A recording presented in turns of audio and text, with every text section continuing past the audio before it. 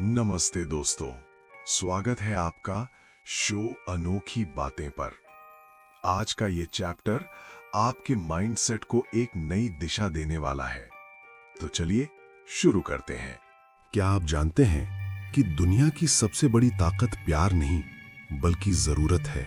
Robert Greene की किताब 48 laws of power का 11वां कानून कहता है, लोगों को अपने ऊपर निर्भर रखना सीखें। Learn to keep people dependent on you. सुनिए, अगर आप अपनी आजादी बचाना चाहते हैं तो आपको हमेशा जरूरी और वांछित बने रहना होगा। जितना ज्यादा लोग आप पर भरोसा करेंगे उतनी ही ज्यादा आजादी आपके पास होगी। एक बात याद रखना, लोगों को अपनी खुशी और अपनी तरक्की के लिए खुद पर इतना मोहताज कर दो कि आपको फिर किसी बात का डर न रहे। पर ध्यान रहे, उन्हें कभी इतना मत सिखाना कि वे आपके बिना भी काम चला सकें।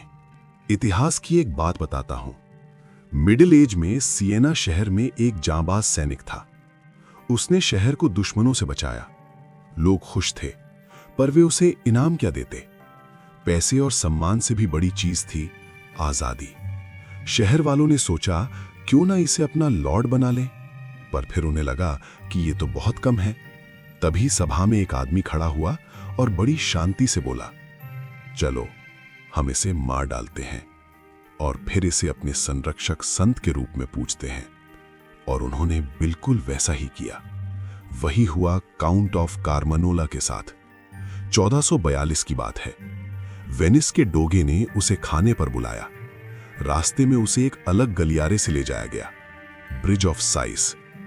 उसे समझ आ गया कि यह रास्ता दावत का नहीं, काल कोठरी का है। अगले दिन उसे सरेआम खत्म कर दिया गया। जानते हैं गलती कहां हुई? इन योद्धाओं को लगा कि वे अपनी बहादुरी की वजह से सुरक्षित हैं, पर वे रिप्लेसेबल थे।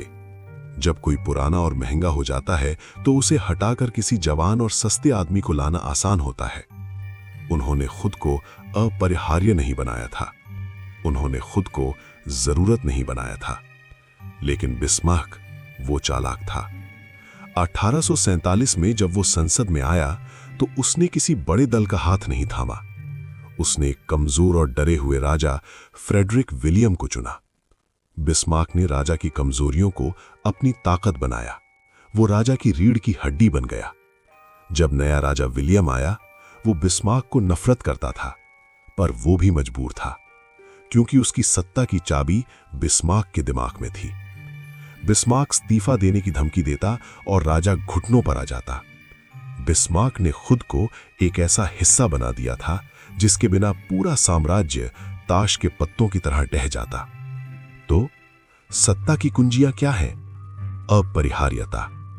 सबसे बड़ी पावर वो है जहां लोग खुद चलकर आपके पास आए, क्योंकि मास्टर आपके बिना कुछ नहीं कर सकता।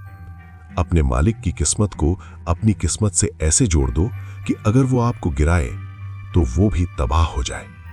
मैकियावेली ने ठीक ही कहा था, बेहतर है कि लोग आपसे प्रेम करने के बजाय आपसे डरें।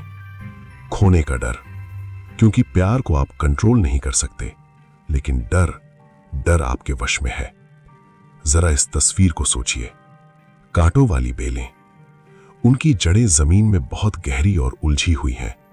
वे खिड़कियों और झाड़ियों के चारों ओर ऐसे लिपटी हैं कि उन्हें हटाने में इतना खून बहेगा कि लोग उन्हें लगा रहने देने में ही भलाई समझेंगे।